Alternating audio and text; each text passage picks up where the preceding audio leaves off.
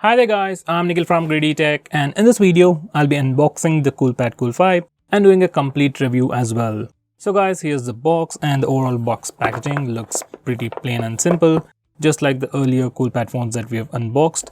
At the top we have the Coolpad branding, and at the center we have a quick preview of how the phone looks, and at the bottom it simply says Cool 5. Now on the sides, left side and right side, we have just the branding, that's Coolpad. And finally on the back side we have some of the highlighting features, which is mainly its display, processor, cameras. And by the way guys, this phone comes with 4GB of RAM and 64GB of storage. So that's pretty cool at just 8,000 rupees. Wait, did I mention the price? So this phone is priced at 8,000 rupees and you can buy it online on Amazon.in. It's available in two colors, gradient blue and midnight blue. And we have the gradient blue color. So that's the basic information. Over here we have some specifications about shipping information, and over here we have some IMEI numbers as well. Now without any more further delays, let's just get on with the unboxing. And now we are done. Let me just open it up. So guys, first we have the phone itself. Let me just put that aside. Next we have a cardboard partition along with a soft silicone pouch. So it's pretty cool that Coolpad is offering a case free inside the box. Next we also get a screen card. I wish it came pre-applied. Next we have some documentation, and over here we should be having the power adapter. Next we have a USB Type-C charging cable. Yes, it's a Type-C, not a micro USB. I was really surprised to see something like this from Coolpad. Next we have a SIM card ejector over here, and finally a 10 watts power adapter. So guys, these are all the contents of the box. Now let me put everything aside and come back to the phone. So guys, this is the phone in plastic wrapping. Let me just remove that. On the back side we have the IMEI number stickers. Let me just remove these stickers as well. Now even on the front we have a sticker. Let me just peel that off. Now this is how the phone looks on the back. This is the gradient blue color, and this is how the phone looks on the front. Now let's have a physical overview. The entire back panel of this phone is made of plastic, but it has this two-tone glossy finish called gradient blue. At the top it is completely black, and at the bottom it is kinda blue. The mirror finish is truly like a mirror, and I can clearly see myself. Anyway, at the top it has a dual camera setup with a single LED flash at the center, followed by a fingerprint scanner at the center with a nice matte finish underneath, and finally at the bottom we have the Coolpad branding. Now on the front we get that massive display with a dewdrop notch protected by a 2.5D curved glass.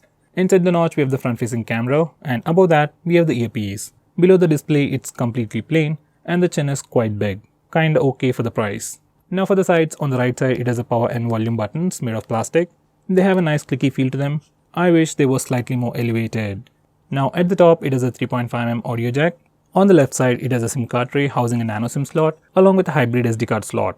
So you can either use two nano SIMs on this phone or a nano SIM and an SD card. Finally at the bottom we have two speaker grills, one for the microphone and another one for the speaker, and at the center it has a USB Type-C charging port.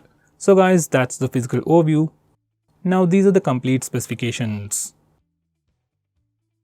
Now for the review, in terms of design and build, this phone is pretty decent. On the back it has a plastic back panel with a reflective gradient finish, which looks pretty cool, but it is just made of plastic and gets easily scratched. We get a soft silicone pouch inside the box, and it does help with the grip, smudges and scratches.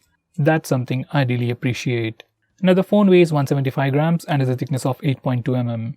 In hand it feels kinda big and has a bit of weight to it. Now for the buttons, even with the case on, they are sufficiently elevated and have a nice clicky feel to them. Overall, in terms of design and build, everything is pretty good. Now when it comes to hardware, it comes with all the basic sensors along with a fingerprint scanner, but it is missing gyroscope and compass. Fingerprint scanner on this phone is not super fast, but it is definitely usable. It also has the face unlock feature.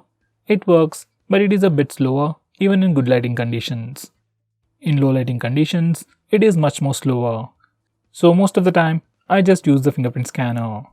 Now this is the SIM card tray. It has support for dual 4G and VoLTE, but has a hybrid SD card slot. That's kind of a con. But for a basic user, 64GB of storage should be sufficient. Now coming to the display, this phone has a pretty large 6.22-inch IPS display with HD+ resolution with a dewdrop notch. Bezels are quite big, especially at the bottom, but that's acceptable considering the price. It has good brightness levels, sunlight eligibility is good, and for regular usage, I didn't have any issues with the resolution either. It also has the auto brightness sensor and it works pretty accurately. Overall, I don't have any complaints with the display. Now when it comes to cameras, this phone has a dual camera setup on the rear with a 13 megapixel primary camera and a 2 megapixel secondary camera for taking portrait shots. For selfies, it has a 16 megapixel camera. These are some sample pictures.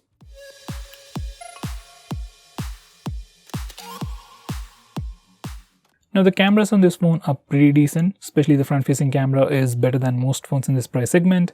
You also get portrait mode for both the front and rear cameras. Edge detection isn't perfect, but still it is pretty usable. Overall, this phone has pretty good cameras, but they are not the best in the price segment. Now when it comes to performance, this phone sports a MediaTek Helio P22 processor with PowerVR GR8320 GPU with 4GB of RAM and 64GB of storage. These are the benchmark scores.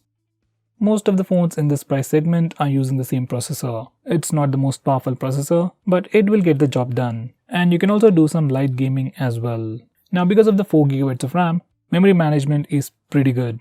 It can retain most of the recent applications in the memory. And this is also one of the few phones that come with 4GB of RAM and 64GB of storage in this price segment. And that's kind of a big deal in the long run. Now when it comes to software, this phone is running a custom ROM, which is like a combination of Xiaomi's MIUI and stock Android. As of now, it's running Android 9.0, that's Android Pie, and has a July security patch. And for the past 1 month, it hasn't received any security update. It might get it soon. Anyway, as of now, software is pretty stable and I didn't notice any bugs or issues.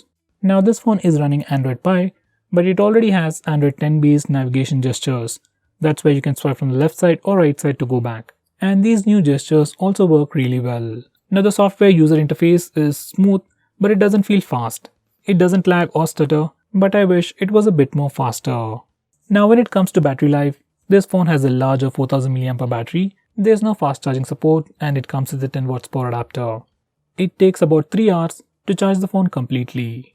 Battery life of this phone is pretty impressive. I got about 5 to 6 hours of screen on time and it can easily last you more than a day if you're a very basic user. Even the standby time is pretty good on this phone. So guys, to conclude, Coolpad Cool 5 is a pretty decent phone. It does whatever it says and I didn't come across any major issues while using this phone. So guys, what do you think about this phone? Do let me know by commenting below this video, and if you're planning to buy this phone, use the link in the description, it always helps the channel. If you want us to make any specific video, tweet out to us with the hashtag AskGreedyTech on Twitter and we will try to make it as soon as possible. I'm Nikhil from Greedy Tech signing off. Have a nice day.